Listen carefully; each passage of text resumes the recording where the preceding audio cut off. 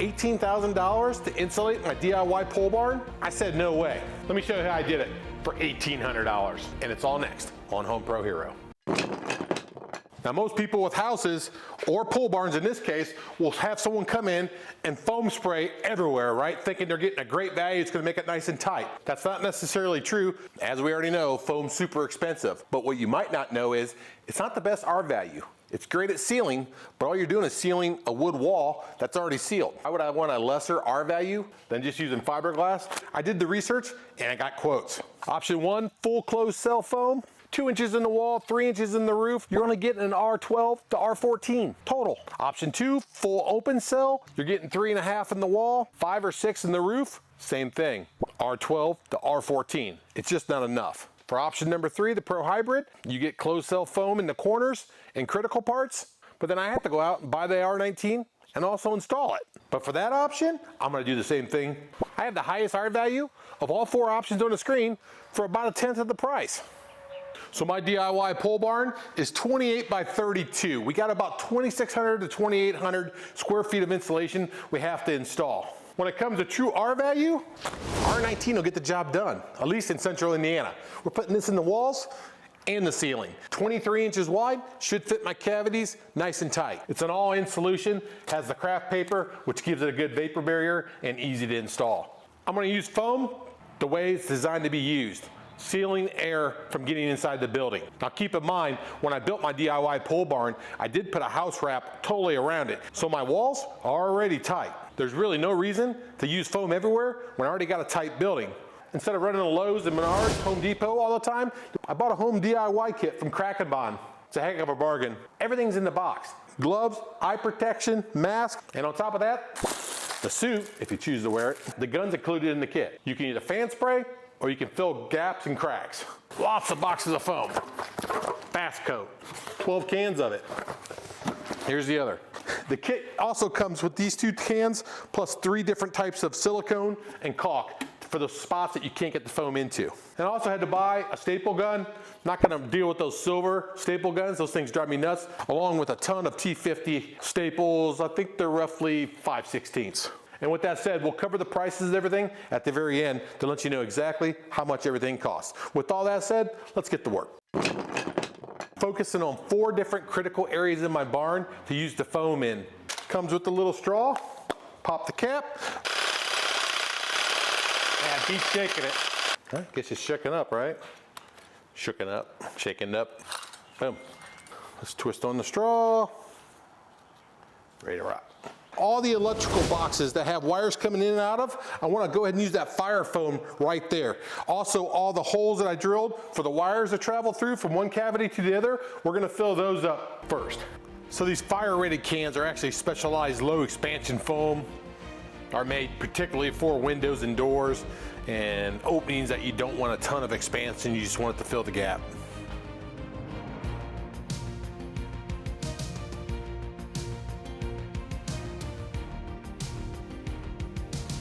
Hey, and just for the record, I'm not wearing the suit or the mask. I got a bit of talk, and if I ruin my clothes, I ruin my clothes. Got all the electrical boxes, all the holes that I ran the wires through, all insulated, about 1.5 cans of this stuff. Doors and windows, we got areas up here.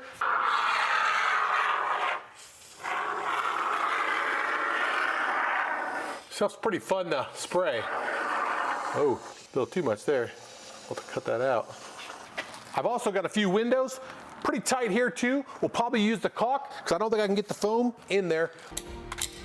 Use our finger, it's all clear, so you won't see it. This is a finished wall right here.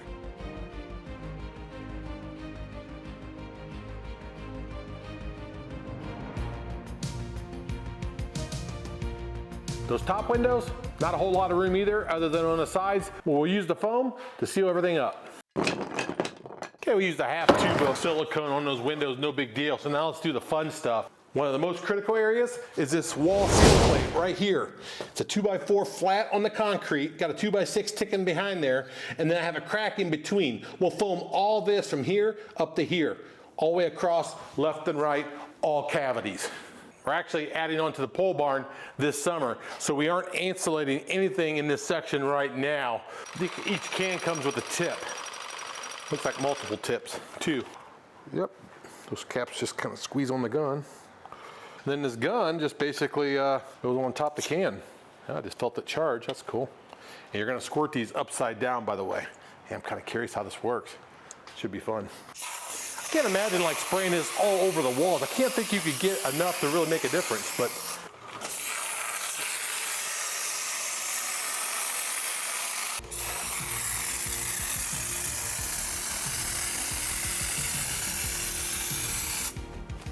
perfect.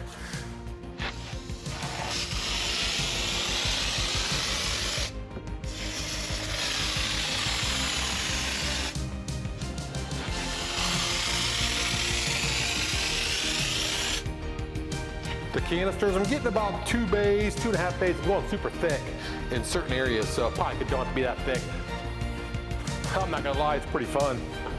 Perfect. Look at that.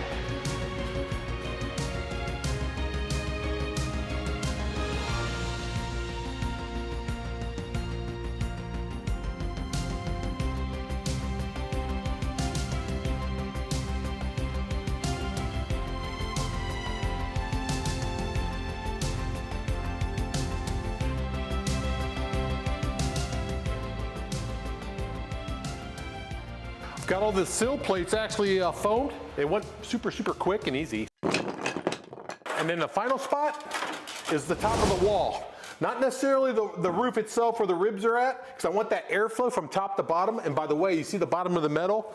It's actually white. It's actually a cloth called Drip Stop. Check it out. Helps with moisture in the ceiling. We're gonna make sure we foam this area down below it though, because most of your air leakage comes from this particular area right here. It's called a rim joist sometimes, but we'll make sure we hit that heavy, because more likely, if I'm gonna have any kind of problems with air leakage, it's gonna be right there. Oh yeah, pretty simple. A little bit of overspray.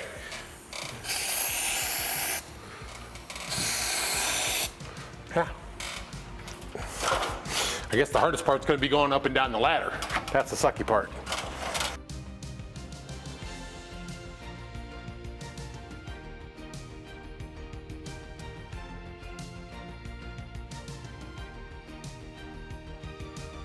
So in the gun, it's pretty nice because it's got this adjustment pin back here that allows you to make a fan or anywhere in between that or a gap.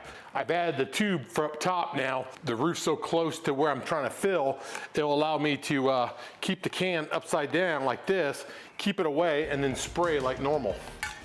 Glad it has the tube. I was wondering how I was gonna do that. Keep in mind, 2 inches of foam actually equals 11 R. So I'm at least 2 inches there, maybe 3. So I'm looking at a minimum of R11, maybe an R15 or so, and then I'm gonna plug that R19 up to it. So on those ends, I could have easily an R30 some coming up in the most critical areas of the barn. The foam's done. I added a couple more areas, a couple cracks on that side and that side, and I actually did the lower part of the outside corners too, since I had the foam. Took 40 minutes to set up and actually touch it and not have to worry about getting your hands all sticky.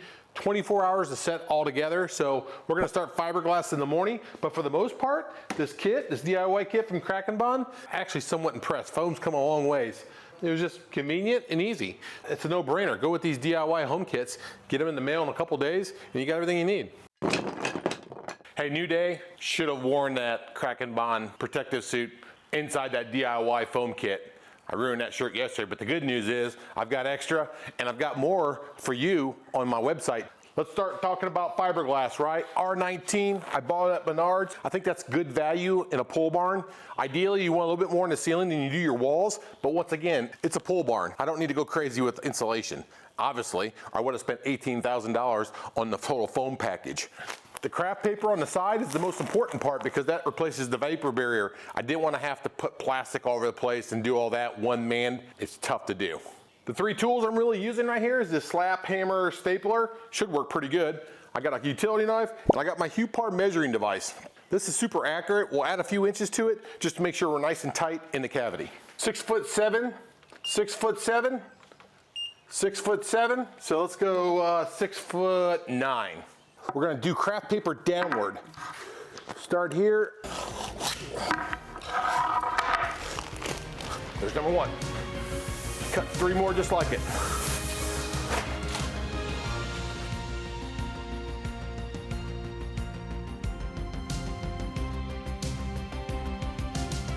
All right, it's lock and loaded. Pretty simple, throw it in there. Boom. Okay, first piece. Boom. Now, two different ways to staple this. You can either take this flap and put it on the 2x4, which is perfectly fine, but you can also put this flap inside and staple it to the inside, both top and bottom. The reason why you want to do that, it's real simple. You want to be able to see that stud when you put your finished wall on. If you don't see the stud, it makes it harder to do. That works pretty good. All we're doing is stapling, nice and flush. You make sure your corners are nice and tight, which they are. You want to make it cosmetically look good, right? This is just basically keep it so it doesn't fall out till you get the wall on. That's pretty much it. Pretty simple, right? Honestly, I think DIY installation is one of the easiest jobs you can do to save money. Contractors might tell you differently, but in all honesty, it's super simple. All right, that's nice and tight. Now let's do that bottom money shot one. Okay, so remember we get R11 per 2 inches down there, which this is every bit of probably 2 inches right there, especially at the bottom. And so then we put the R19 on top of it. That gives us what? Like an R28. Now when I speed this up, I'll mask up. Like I said, I can't talk to you with a mask on. Use the hue bar tool. And tore that one a little bit. Fits perfect. If anything, you want to make sure you're a little bit more generous on staples at the very, very top. Boom. So because we have a wire here, I cut the piece in half, then I pulled it apart, and we'll sneak it in there behind that wire like that. You want that wire in the center because you don't want to hit it with nails.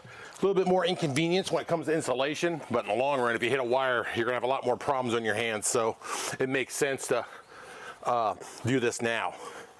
So you plug that in there real nice and neat, keep it fluffy, and then the original piece right here, we'll just go over top, like that. I'm so worried I'm gonna hit my thumb with this thing, man, it hurt. Like that. All right, and then here, we'll just do our best here. Yeah, that's pretty fun. Boom. I'm sorry, but I can't get over the foam thing, man. They charge so much money for that. And if I thought it was worthwhile, I would probably do it, but it's just not. It doesn't make sense math-wise. Wait till the end of the video. I'll show you why it doesn't make sense math-wise. You won't believe the amount of efficiency you'll get with this method compared to the most expensive method of foam. I think you'll be impressed, and it's a no-brainer. People just foam because it looks cool. I think that's the only reason why.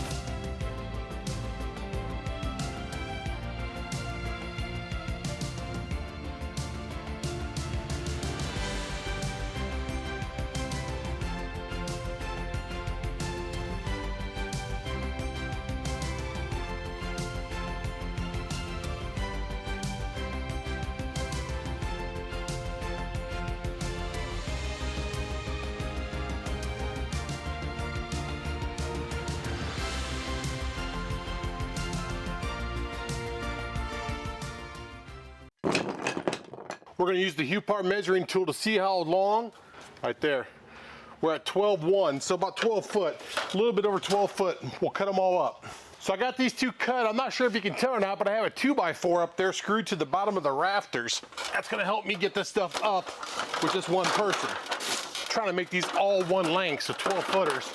And there's no other way I can do it by myself unless I had a helper, which is that 2x4. We'll go like this. Hopefully it'll hold so I can staple it. And we want to make sure our R19 is nice and snug against that probably R15 or so at the end there, just like that.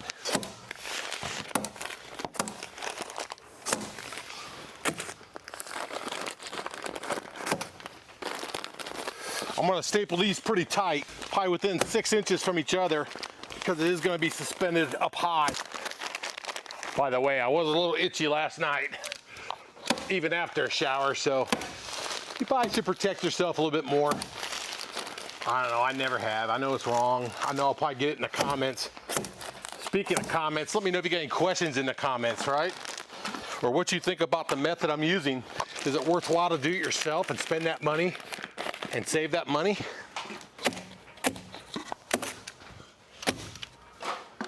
Just like that. So we'll move that 2x4 so I get this other side up real quick.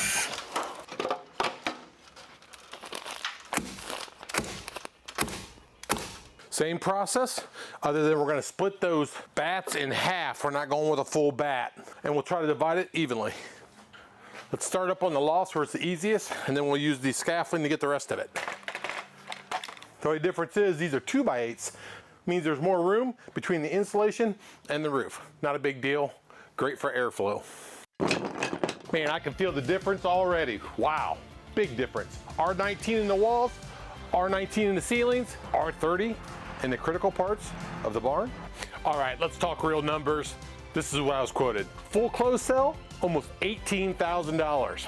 Open cell, it's at a discount, only $12,000. The Pro hybrid approach, which means I do half the work and buy half the insulation, $8,000. My solution, all in, just under $1,800. I have the highest R value than any Pro option on the screen. It took me about 25 to 30 hours to complete the job, start to finish, over a period of days. I'm not anti-foam, I'm just anti-wasting money. That's not cheap, that's just being smart. Tell me your situation in the comments below. Did you spend money on foam? How much did it cost? Or did you DIY it like I did and saved a ton of money? Hey, if this video helped you save money, make sure you subscribe, like it, and make sure you check out this video because I'm sure you'll like that too. Take care, and I'll see you next time.